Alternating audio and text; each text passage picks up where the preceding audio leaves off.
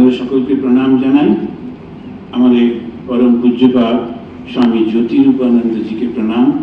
আমার বন্ধুপ্রতি স্বামী বধূশরানন্দজি, অন্যান্য স্বামীজিরা, মাতাজিদের প্রণাম। ভক্তবৃন্দ, আমি স্বামী নির্বাণানন্দ মেমোরিয়াল ট্রাস্টে সকলের কাছে খুব কৃতজ্ঞ, কারণ এই একটা সুযোগ করে দিয়েছেন। আজকে যে ঘটনাটি ঘটছে সেটা আমার জীবনে খুব বিশেষ একটি ঘটনা। কেননা আজকে স্বামী ত্রিগুণাতীতানন্দজির জন্মতিথি, তারপরে সরস্বতী পুজো। একজন ব্রহ্মজ্ঞানী মহাপুরুষের স্মরণে পবিত্র বেলুর মঠে আমাদের মা শারদামণি দেবীর জ্ঞানদায়িনী রূপ নিয়ে আলোচনা। এতগুলো একসঙ্গে হচ্ছে। আমরা তখন ট্রেনিং সেন্টারে, এর পেছনেই এই ট্রেনিং সেন্টার, ওইটাতে অনেক সময় ট্রেনিং সেন্টারের ব্রহ্মচারীদের থেকে নিয়ে যাওয়া হতো কাউকে কাউকে মহারাজকে সেবা করবার জন্য। শ্রীমৎ স্বামী নির্বাণানন্দজি সবাই খুব আদর করে ডাকতেন সূর্যি মহারাজ, বলতে খুব ভালো লাগতো। সূর্যি মহারাজকে সেবা করতে আমার ঠিক পাশের ঘরে আমাদের একজন বন্ধু ছিলেন, ও মহারাজের শিষ্য, ও যেত ওর কাছে সেবা করতে, ওর কাছেই শোনা। একদিনও দেখছে যে সাধারণত মহারাজ মাঝে মাঝে উঠে পড়তেন, তারপরে একটু হয়তো টয়লেট যাবেন, আবার কখনো কখনো উঠে একটা এরকম চেয়ার ছিল, তাতে বসে বসে গুনগুন করে গান করতেন। তখন আবার বুঝিয়ে সুঝিয়ে বিছানায় নিয়ে গিয়ে শোয়াতে হতো। তো ও এরকম দেওয়ালে যে বসে আছে, দেখছে যে মহারাজ উঠলেন। ও বললেন যে বাথরুমে যাবেন? তো উনি কথা না বলে নেমে এসে ওই চেয়ারে বসলেন, বসে গান করছেন। তোরা পারে যাবি কে, এটা হয়তো পুরোনো দিনের গান আছে।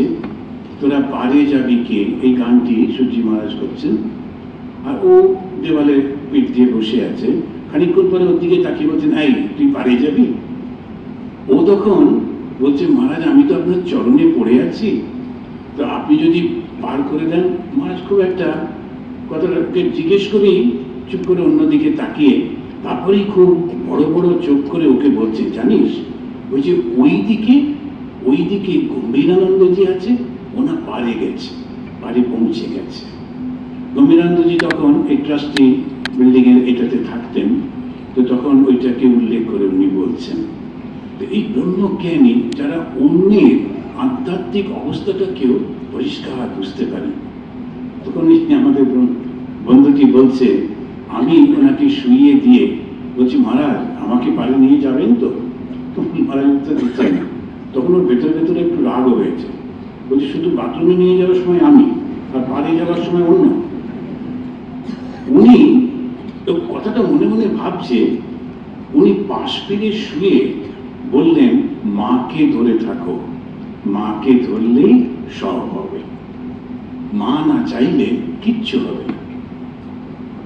এই যে মাকে ধরে থাকার শিক্ষা, এটা আমরা সবার কাছ থেকে পাই। আমাদের আজকে স্বামী তিথি পুজো, আমাদের ত্রিগুণাতীতানন্দজি তিনি প্রথম হিন্দু মন্দির তৈরি করলেন আমাদের আমেরিকাতে। যখন করেছিলেন অসাধারণ, এখনো সেই মন্দিরটা খুব সুন্দর। তো ওখানেতে কোনো একটা কারণে একটি লোক, সে মাথাটা খারাপ হয়ে গেছিল, তো তিনি এসে একটা বোম ছুঁড়েছিলেন, তাতে মহারাজ আহত হয়েছিলেন, ওই ছেলেটিও আহত হয়েছিল। মহারাজকে হসপিটালে নিয়ে যাওয়া হয়েছিল। তারপরে ওনার যখন জ্ঞান ফিরল, প্রথম জিজ্ঞেস করলেন যে ওনার উপরে বোমটি ফেলেছিল তার কথা, ও কেমন আছে। নিজের কথা মনেই পড়ছে না, অন্যের জন্য চিন্তা করছেন। ত্রিগুণাতীতাজি পরবর্তীকালে ওই ব্যাপারটার জন্যেই তার শরীর চলে যায়। তাকে আমরা আমাদের মধ্যে করে বলি যে তিনি হচ্ছেন বেদান্তের জন্য প্রথম মার্টার। প্রথম নিজেকে তিনি আহুতি দিয়েছিলেন। আমার জীবনে একটা ঘটনা ঘটলো, তখন অরুণাচলে থাকি, খুব একটু ডিস্টার্ব জায়গা। তো এক ধরনের লোক ছিলেন, তারা এখন হয়তো আছেন, যারা আমাদের গভর্নমেন্ট অফ ইন্ডিয়ার সঙ্গে লড়াই করছেন, এটা ওটা। ওই আন্ডারগ্রাউন্ড টেররিস্ট বলা হতো। হঠাৎ আমরা জানতাম ওদের সম্পর্কে, শুনেছিলাম। হঠাৎ রাত্রের দিকে একটি ফোন এলো, আমি তখনও ওই অফিসেই ছিলাম। তখন ফোনে আমাকে বলছে আমি হচ্ছি ওই গ্রুপের, একটা জাতির নাম বললো। তা আমি তখন বললাম ও আমি বুঝতে পেরেছি কে ফোন করছে। তবু একটু কথা ঘোরাবার জন্য বললাম যে আমি তো ওদের চিনি, তো ওদের মেজর তো আমাদের কাছে এসেছিলেন, গল্প হলো। না না না, ওরা হিন্দিতে কথা বলছে, কখনো কখনো ইংলিশে। তো বলছে যে ওরা তো আমাদের শত্রু, আপনি আমাদের নাম শুনেননি? এখন হার্ড অ্যাবাউট আস। আমি বললাম হ্যাঁ শুনেছি তো আপনারা তো যুদ্ধ করছেন, তো সেটা ঠিক। তা আমি কি করবো? তোমার কাছে অনেক পয়সা আছে শুনেছি, আগামীকাল তোমাদের সমস্ত অ্যাকাউন্টস বই নিয়ে, অ্যাকাউন্টেন্টকে নিয়ে অমুক একটা হোটেলে এসে দেখা করো, আসামের একটা হোটেলে। আমি যখন বললাম যে যেখানে আশ্রম থাকে ওখানে তো হোটেলে আমরা যাই না, তা আমি হোটেলে যেতে পারবো না। আর দুই হচ্ছে আমাদের অ্যাকাউন্ট খোলাই থাকে, 3 বার অডিটার, আপনি বরং এসে দেখে যান, কোনো অসুবিধা নেই। তখন আমাকে থামতে বলছে do you know why I am calling? আমি কে ফোন করছি তুমি বুঝতে পারছো? যে কোনো মুহূর্তে গিয়ে তোমাকে আমি মেরে ফেলতে পারি। আমি বললাম যদি সত্যি করেন এত উপকার হবে। আমি ভয়ে থেমে যাচ্ছি, তবু কথা বলছি। আমি বললাম যে যদি এসে একটু ওইটা করতে পারে না, আমি ডিসগাস্টেড হয়ে গেছি জীবনটা নিয়ে। এ ধমকাচ্ছে, ও এটা বোঝাচ্ছে, পারি না। আপনি এসে আমাকে একটু যদি গুলি করে দেন কি ভালো হয়। ও বলছে আপনি mad, I am going to kill you.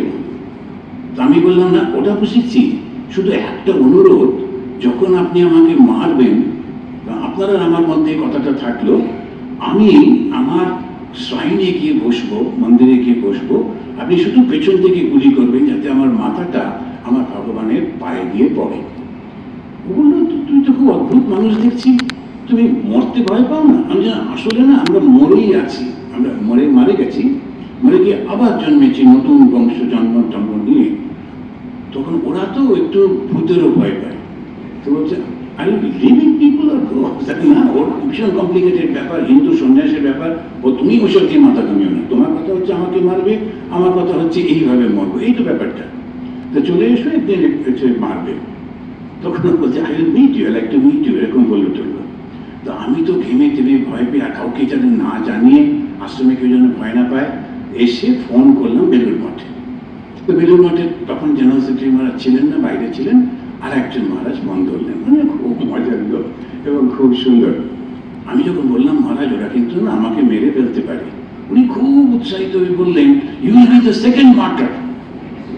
আমি বললাম কি আশ্চর্য, আমি তো করতে চাইছি না, তো আপনি আমাকে উৎসাহিত করছেন কেন? না কোনো ভয় নেই, এই তো ত্রিগুণাতীতানন্দ জানতেন না, সেসব জানি, কিন্তু কথাটা হচ্ছে কি করা সেখানে। তো যাই হোক, উনি ভয় দেখালেও ঠিক যা যা করবার করেছিলেন, পরের দিনই পুলিশ সব এসে গেছিল, সব হয়েছে। তো এই যে ত্রিগুণাতীতানন্দজির ঘটনাটা সম্পূর্ণ আলাদা, আমারটা একটা অন্য। ত্রিগুণাতীতানন্দজি কত ভালোবেসে যিনি ওকে মারতে চাইছেন তাকেই উনি জিজ্ঞেস করছেন ও কেমন আছে।